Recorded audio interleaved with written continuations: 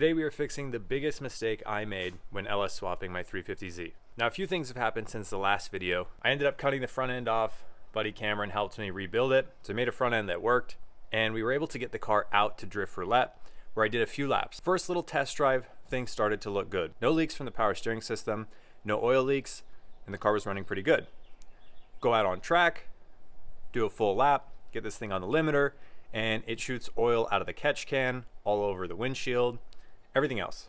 That was the same problem we had at Hop Hit, and I thought it was the dipstick. Now this time, we obviously got rid of the second dipstick and zip tied the normal one down, so that wasn't the issue. It was actually pushing oil out of the catch can. So we double checked a few things. We checked for blow by, thinking maybe the engine's got an issue, and none of that seemed to be the problem. Zip tied a rag around the filter on the catch can and went out for my first battle, because I was actually competing, and it did the same thing. So that got me and a couple of the guys thinking, and we've come to the conclusion that it was my fault. Let me explain. There's the rag I was talking about, but I mean, there's oil all on the wrap. The windshield's covered in oil. This whole area is absolutely drenched.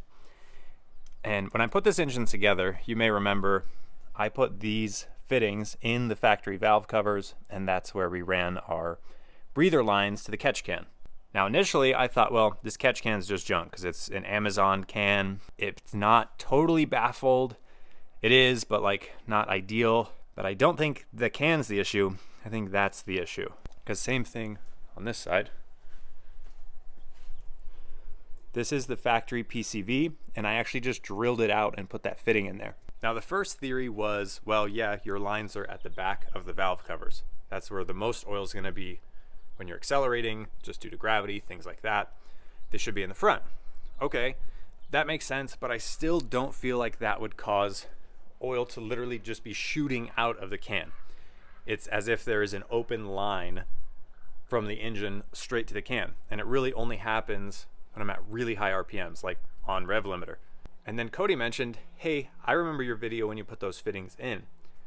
You actually cut out part of the baffling in order to get to the fittings, which I did. I cut out a little bit of the factory like sheet metal baffling so I can get to the back of the fittings and tighten them down. That means that's just a giant open hole in the valve cover where that fitting is. It just goes straight in. So when the car is at high RPM, there's oil shooting through the push rods into the top end of the motor, and there's a giant open hole there. So of course, oil's gonna go flying out. If you can't visualize what I'm talking about, I'm gonna get this valve cover off and show you, because it's kind of hilarious now that I think it through. Like, yeah, of course, that makes a lot of sense. So let's get these off and take a look. All right, just with the valve cover off, you can already see what I'm talking about. Front of the engine, there's not really any oil there. You come back here, there's a good little puddle, right? The back of the engine is kind of just where all the oil goes if you're full throttle moving forward. Now, looking at the valve cover, I actually didn't cut the baffling because there isn't any baffling on the bottom half. So that's our fitting, literally just a giant open hole to the can, which then goes flying everywhere. Now the other thing that I want to fix while I'm doing all this is where the catch can is at. It's in a good location as far as way out of the way, but if I have to drain it, it's terrible. I mean, it's tucked way, way, way in the corner, and I can get my hand under there and loosen it, but then it just all puddles into that corner of the engine bay and eventually drains like right behind the front wheel, and it goes down the wheel well, and it just makes a big mess that I can avoid if I move the catch can maybe a little bit more forward. Which reminds me, I haven't shown you the front end since we redid it all, so let's get the bumper off. We can kind of figure out where we're going to put that can anyways. All right, here is the new front end. Of course, I took the bash bar off, but super happy with how this came out. So now we have a big 30-row oil cooler, and I think this is a 15-row power steering cooler, big AN fittings. Comes off our remote oil filter housing. Well, one does. One comes off the engine filter. Yeah, super cool. We just did a little solid rod across the front to mount these two. And then we did a bar running down off kind of our new frame rail. I still got to box that in, don't look at that. It shoots down in a V. So you can see it kind of runs down that way and comes back up over there. And what that gives us is a jack point that just kind of peeks out under there. So now I can slip the jack underneath, catch that, jack the front of the car up with no issues. I think eventually I'm going to put a little like square pad underneath there, or circle pad, so it's not just the bar. It'll hang down a little bit lower, but overall really happy with how that is. You can see we did the same radiator mounts there. Really simple. I think it works a lot better, looks a lot better, keeps everything nice and secure. And now we just have to figure out where we're going to put that catch can, maybe kind of where this coolant overflow is, and move that. I don't know. Okay, back on topic. How are we actually going to fix this issue? It's with a proper set of valve covers, and for that we've turned to Brian Tooley Racing, or BTR, and we've got their super nice valve covers. They come with provisions. These are actually 12 AN, so I got 12 to 10 fittings to go here so we can run the same can and everything. They come with these cool mounts for your coils, so they'll actually mount like this, one coil on each side. Same over here. Really nice looking set of valve covers.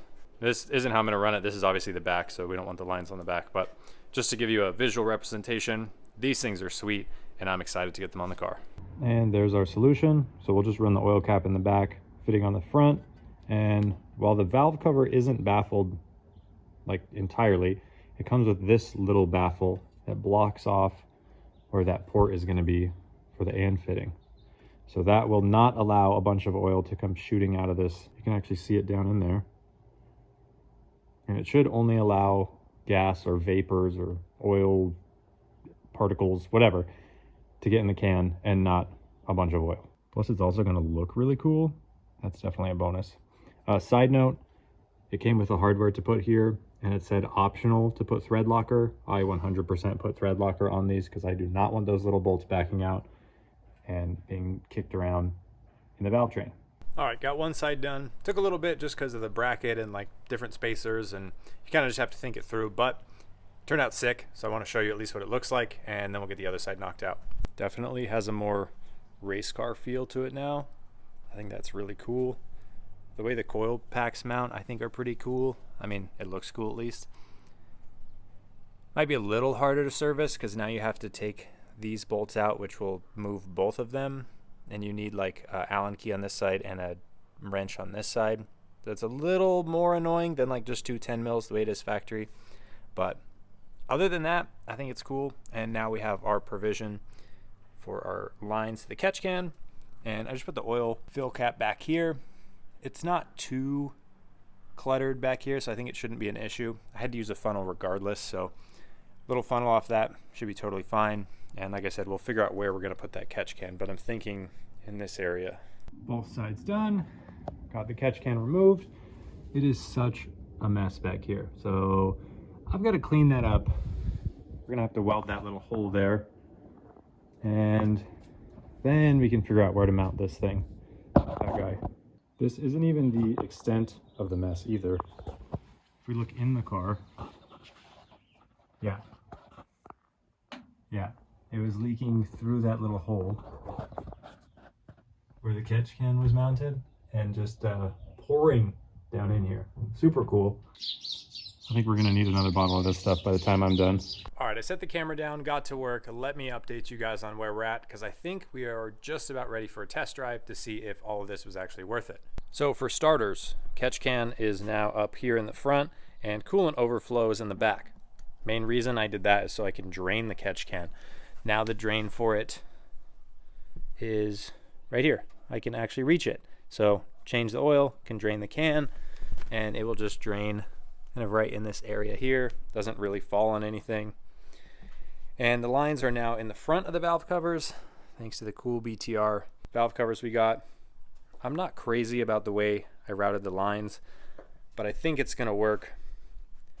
And from what I've read, having like a little dip in the lines kind of helps. So if there is any excess oil, it has a chance of sitting there and not just blasting out the can. Coolant overflow is actually bolted in the original bolt hole that the can was in. Just got a longer line here. Should have no issues with it there.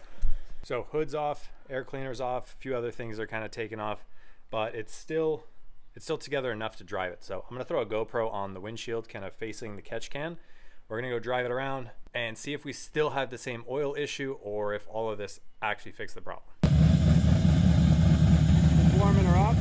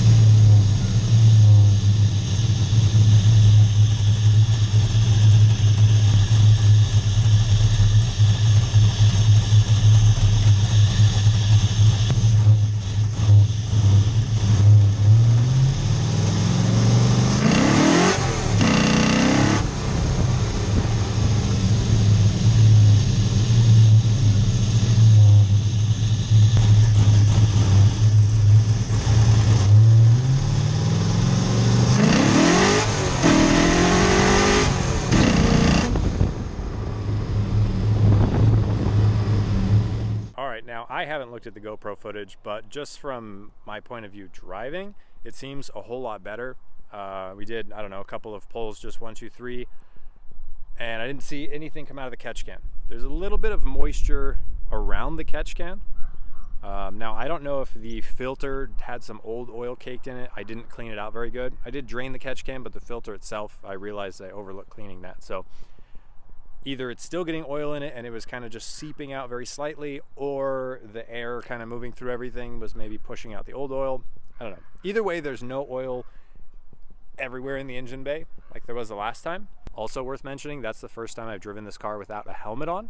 And oh my goodness, when you step on it, it is so loud.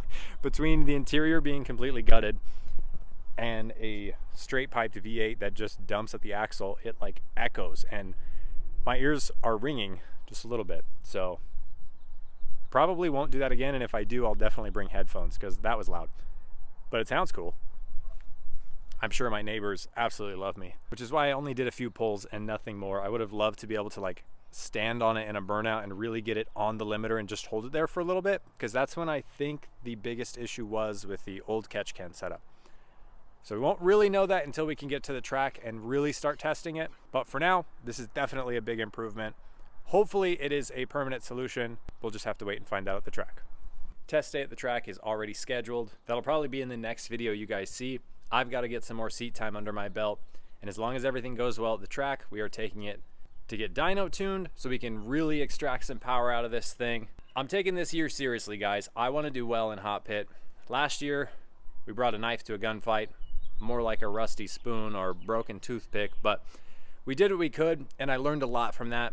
And one of the things I learned is I've got to step my game up. We did that with the car. We've got a more capable car now, make some more power, but I have to step up how much I put into this program. And what I mean by that is really just taking everything a little bit more seriously. Not that I wasn't serious before, because I was, but I'm just taking it to the next level. So going to a test day, we're going to do some real suspension tuning. As long as everything goes well there, I'm going to go to the tuner, throw it on the dyno, and hopefully show up to the next round of hot pit with a much more dialed and much more capable car, as well as a bit more confidence for me as a driver. Also, since it's here, a little update on the Miata. The DMV paperwork is finally done after nearly a year. This thing has plates, registration, and all the other nonsense you need to drive a car in California. That's a huge win. So after hot pit, my hope is to get some content with the Miata, because ideally that thing can be a really cheap and really fun little practice car. But let me know what you guys think if you want to see some content with that thing. For now, that's a wrap on this one. Thank you as always for watching. Wish me luck at the track this weekend. I really hope testing goes well and that we can get this setup dialed in. Make sure you subscribe to find out, and of course, I'll catch you in the next one.